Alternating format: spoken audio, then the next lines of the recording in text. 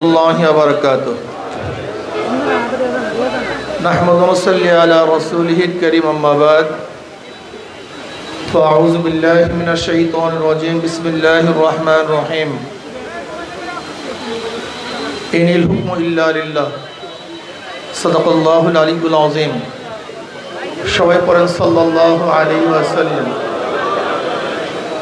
ইসলামী আন্দোলন বাংলাদেশ রায়পুর থানা শাখা কর্তৃক আয়োজিত আজকে সম্মেলনের সম্মানিত সভাপতি সেরে তাজ, সম্মানিত ওলামায়ে কেরাম, সর্বস্তরের ইসলাম প্রিয় দেশপ্রেমিক ভাইয়েরা আমার, ইসলামী আন্দোলন বাংলাদেশ কি ও কেন আমরা অনেকে জানি, অনেকে জানি না। ইসলামী আন্দোলন বাংলাদেশ নিছক শুধু দেশ, দল এবং নেতা পরিবর্তনের কোনো সংগঠনের নাম নয়। ইসলামী আন্দোলন বাংলাদেশ বিশ্বাস করে শুধু দেশ, দল এবং নেতা পরিবর্তনের মাধ্যমে মানুষের শান্তি মুক্তি আসতে পারে না। এই দেশ বারবার পরিবর্তন হয়েছে। দীর্ঘদিন পর্যন্ত দেশের শাসক ছিলাম আমরা। এই পাক উপমহাদেশে প্রায় 750-800 বছর পর্যন্ত মুসলমানদের শাসন ছিল। কিছু মুনাফিকির কারণে প্রায় 200 বছর, 190 বছরের মতো ব্রিটিশ এদের শোষণ করেছে, নির্যাতন করেছে, জুলুম করেছে। আর সেই জুলুমের শিকার হয়েছিল মুসলমানই বেশি। 1803 ইসাই সালে যখন ব্রিটিশ দিল্লি দখল করেছে, ওই সময় শাহ ওয়ালিউল্লাহ মুহাদ্দিস দেহলভী রহমাতুল্লাহ আলাইহির বড় সন্তান শাহ আব্দুল আজিজ সাহেব রহমতুল্লাহ ঘোষণা দিয়েছিলেন, আজকের থেকে পাক ভারত উপমহাদেশ দারুল ইসলাম নয়, দারুল হরব। ব্রিটিশদের বিরুদ্ধে আন্দোলন করা প্রত্যেকটা মুসলমানদের জন্য ফরজে আইন। সেই দিন থেকে ব্রিটিশ হটাও আন্দোলনের সূচনা হয়েছিল। আর আপনারা জানেন, ব্রিটিশ হটাও আন্দোলনের সবচেয়ে বেশি জীবন দিয়েছিল মুসলমান। ইন্ডিয়ান গেটের মধ্যে ব্রিটিশ হটাও আন্দোলনে যারা শহীদ হয়েছে, মারা গিয়েছে, তাদের নাম লেখা আছে। এর মধ্যে সবচেয়ে বেশি সংখ্যায় কারা? মুসলমানদের মনে রাখতে হবে, এটা প্রত্যেকটা মুসলমানের সন্তানকে মনে রাখতে হবে। ব্রিটিশ হটাও আন্দোলনের সূচনাও করেছিল মুসলমান, এবং সবচেয়ে বেশি রক্ত দিয়েছিল কারা ভাই? মুসলমান।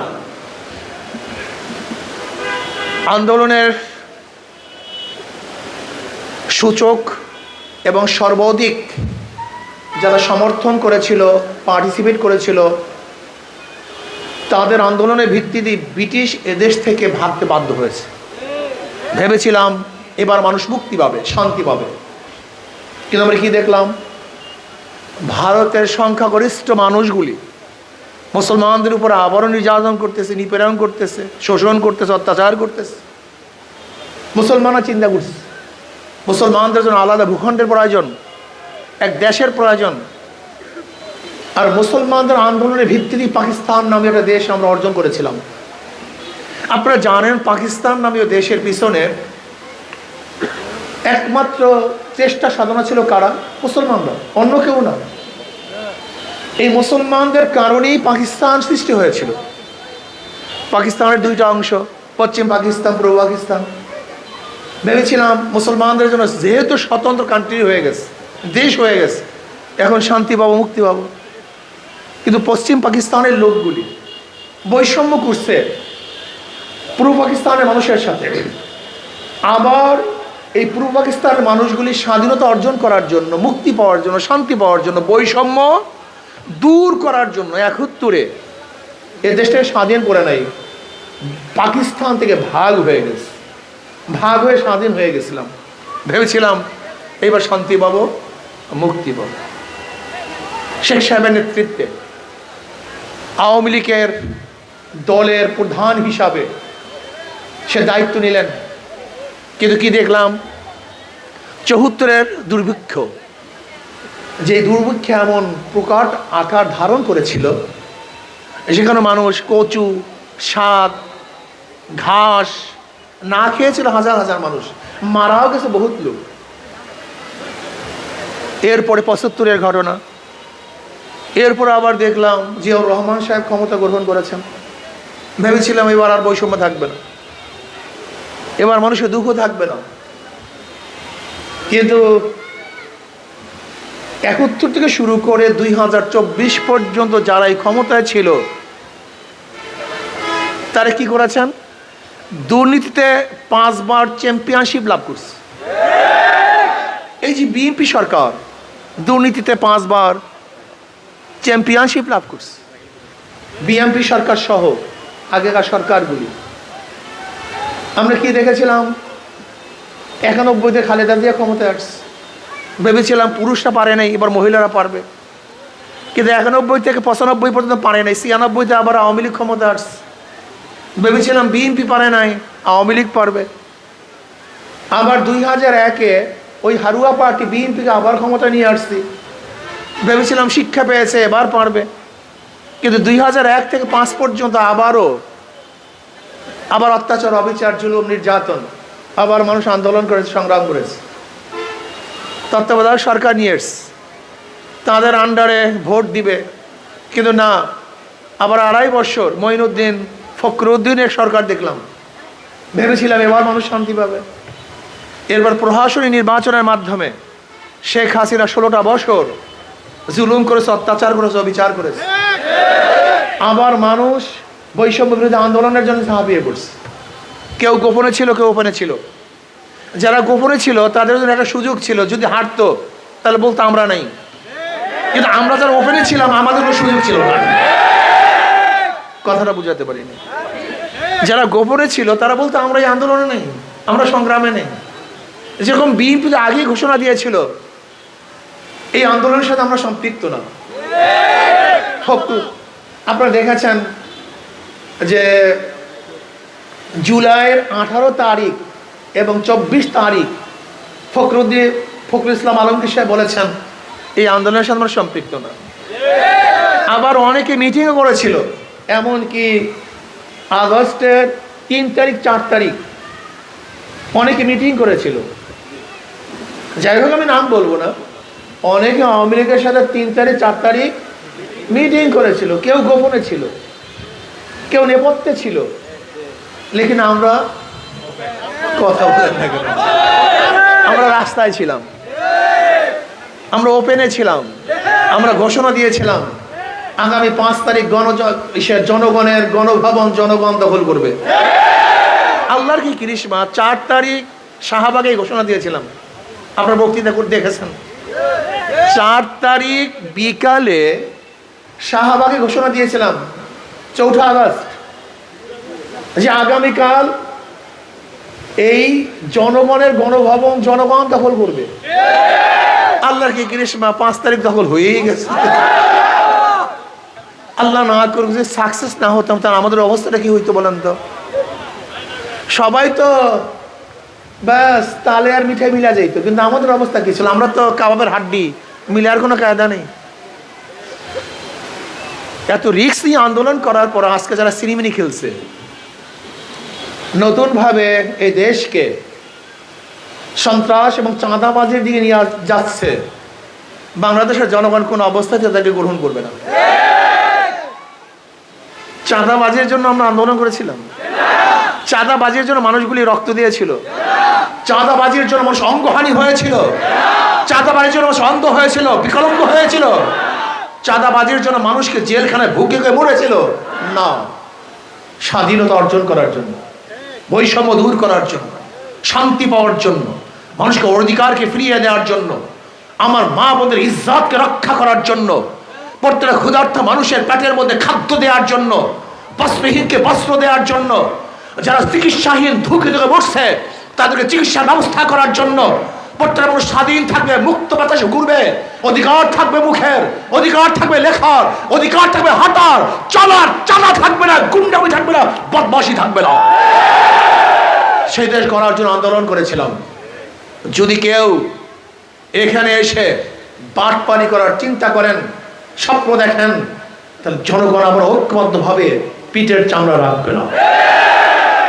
সন্ত্রাসীদের, চাঁদাবাজের পিঠের চামড়া। আমি বৈষম্য বিরোধী আন্দোলনের ছাত্রদের বলবো, চাঁদাবাজদের বিরুদ্ধে আন্দোলন করতে হবে, চাঁদাবাজের বিরুদ্ধে আন্দোলন করতে হবে, সন্ত্রাসের বিরুদ্ধে আন্দোলন করতে হবে, জুলুম অত্যাচার অবিচারের বিরুদ্ধে আন্দোলন করতে হবে। প্রত্যেকটা মানুষ স্বাধীন, বাংলাদেশের প্রত্যেকটা নাগরিক স্বাধীন। ব্যবসায়ীরা ব্যবসা করবে, চাঁদাবাজের কবলে থাকবে না। আজকে ড্রাইভাররা গাড়ি চালাবে, কোন চাঁদাবাজকে চাঁদা দিতে পারবে না। আজকে প্রত্যেকটা মানুষ চাকরি করবে, যেখানে কোনো অবস্থাতেই পার্সু করে প্রমোশনের জন্য প্রয়োজন হবে না। আমার মা বোনেরা তারা নিরাপত্তায় ঘরে ফিরবে, ইফতিজিং এবং ধর্ষণের শিকার হবে না। এরকম দেশ আমরা চাই। আর শরিয়া আইন বাস্তবায়নের ব্যতীত এই মানুষের অধিকার করে বাস্তবায়ন অসম্ভব না। এর জন্য আমি আমার যুবক মুরব্বী পর্দালা মা বোনদেরকে বলবো, ইতিহাস থেকে শিক্ষা গ্রহণ করুন। যারা আজকে ক্ষমতা যারা চিন্তা করছে, এরা ক্ষমতায় ছিল না তা না, ছিল, কিন্তু খুঁজে দেখেন তারা কি করেছে। মোল্লা দ্বিতীয়বার কিন্তু বেলতলায় যায় না। যারা চাঁদাবাজি করছে, দেশকে লুট করছে, খুন করছে, ধর্ষণ করছে, অবিচার করছে, অত্যাচার করছে, তাদের ক্ষমতায় দেওয়া যাবে না। যারা আদর্শবান, নীতিবান, চরিত্রবান, খোদার ভীরু, এদেরকে যদি ক্ষমতায় বসান, তাহলেই মানুষ শান্তি পাবে, মুক্তি পাবে। সংস্কারের আগে যদি নির্বাচন দেওয়া হয়, সেই নির্বাচন প্রশ্নবিদ্ধ নির্বাচন হবে, নিরাপত্তা নির্বাচন হবে না। সহজ কথা। নির্বাচন আঞ্জাম দিবে কারা? প্রশাসন। প্রশাসন কি সংস্কার হয়েছে? এখনো কি পুলিশের অ্যাক্টিভিটিস বেড়েছে? তা নির্বাচনটা দিবে কে, করবে কে? আবারও তো দখলদারি হবে, আবারও খুন খারাপই হবে, আবারও দখলদারি নির্বাচন হবে। এই নির্বাচন আমরা চাই না। আমরা নির্বাচন চাই নিরপেক্ষ নির্বাচন, প্রশ্নবিদ্ধ নির্বাচন আমরা চাই না। এর জন্য সংস্কারের আগে নির্বাচন দিলে সেই নির্বাচন টিকবে না, প্রশ্নবিদ্ধ নির্বাচন হবে, সেই নির্বাচন আমরা চাই না। আমরা চাই গ্রহণযোগ্য নির্বাচন, নিরপেক্ষ নির্বাচন, যে নির্বাচনে সবাই অংশগ্রহণ করবে, নিরপেক্ষভাবে ভোট দিতে পারবে, যেখানে জবরদস্তি হবে না, দখলদারি হবে না, ছিনতাই হবে না। এই সংস্কারের আগে নির্বাচন দিলে সেই নির্বাচন প্রশ্নবিদ্ধ নির্বাচন হবে, সেই নির্বাচন মানুষ গ্রহণ করবে না। আসুন, ইসলামী আন্দোলন বাংলাদেশ এমন এক সংগঠন, তার নামের আগেও শান্তি। ইসলাম মানি শান্তি, কি কথা ঠিক না? তার প্রত্যেকটাও শান্তি। যারা ধানের শীষ নির্বাচন করে, তারা নিজেরা ধান কাটতে পারে না। যারা নৌকা নির্বাচন করে, নিজেরা নৌকা চালাতে পারে না। যারা নাঙ্গল নির্বাচন করে, নাঙ্গল বইতে পারে না। যারা কাস্তে নির্বাচন করে, তারা কিন্তু কাস্ত চালাতে পারে না। যারা কুঠা নিয়ে নির্বাচন করে, লাকড়ি ফাটতে পারে না। যারা গরুর চাকা নিয়ে নির্বাচন করে, গরুর গাড়ি চালাতে পারে না। কিন্তু ইসলামী আন্দোলন বাংলাদেশে এমন এক প্রতীক, যারা হাত পাখা নিয়ে নির্বাচন করে, তারাও চালাতে পারে। যারা সাপোর্ট করে, তারাও চালাতে পারে। হাত পাখা এমন এক প্রতীক, কাউর প্রতীক শোয়ার সময় বুকের উপরে থাকে না, না নৌকা থাকে, না ধানি শীষ থাকে, না নাঙ্গল থাকে, না দাড়িপাল্লা থাকে, কিন্তু হাত পাখা এমন এক নির্বাচন, এমন এক মার্কা, যেটা ঘুমের সময় মানুষের কলিজার সাথে থাকে। এই প্রতীকটা হলো শান্তির প্রতীক। আমি বিশ্বাস করি ইসলামী আন্দোলন বাংলাদেশের নামের সাথেও যেরকম শান্তি, তার প্রতীকের মধ্যেও শান্তি। ইসলামী আন্দোলন বাংলাদেশ যে প্রতীক ব্যবহার করে, এটা সবাই, মুসলমানরাও চালাতে পারে, হিন্দুরাও চালাতে পারে, গরিবরাও চালাতে পারে, ধনীরাও চালাতে পারে, পুরুষরাও চালাতে পারে, মহিলারাও চালাতে পারে, বড়রাও চালাতে পারে, ছোটরাও চালাতে পারে। অন্য কোনো প্রতীক কিন্তু সবাই ব্যবহার করতে পারে না। এই প্রতীকের মধ্যে বিশাল রহস্য, গুরু রহস্য নিহিত আছে। এটা এমন এক প্রতীক, সবার প্রতীক, সর্বজনীন প্রতীক, সব জাতের প্রতীক, সব গোত্রের প্রতীক, সব মানুষের প্রতীক। আমি বিশ্বাস করি হাত পাকা যদি বিজয় হয়, তাহলে সব গোত্র, সব মানুষ, সব গোষ্ঠী, সব জাত নিরাপদে থাকতে পারবে ইনশাআল্লাহ। আসুন আমরা সবাই হাত পাকা প্রতীক নির্বাচন করি, অংশগ্রহণ করি, আজকের থেকে ইসলামী আন্দোলনে যোগদান করি। আল্লাহ আমাকে আমাদের সবাইকে ইসলামী আন্দোলনে অংশগ্রহণ করে বাংলাদেশের শান্তিময় এক দেশ করার তৌফিক দান করেন। খাস করে ফিলিস্তিন মুসলমানদের জন্য দোয়া করেন, যেন ফিলিস্তিন মুসলমানদেরকে আল্লাহ পাক হেফাজত করেন, ভারতের মুসলমানদেরকে আল্লাহ পাক হেফাজত করেন, গোটা দুনিয়ার মুসলমানদেরকে আল্লাহ পাক হেফাজত করেন। আল্লাহুম্মা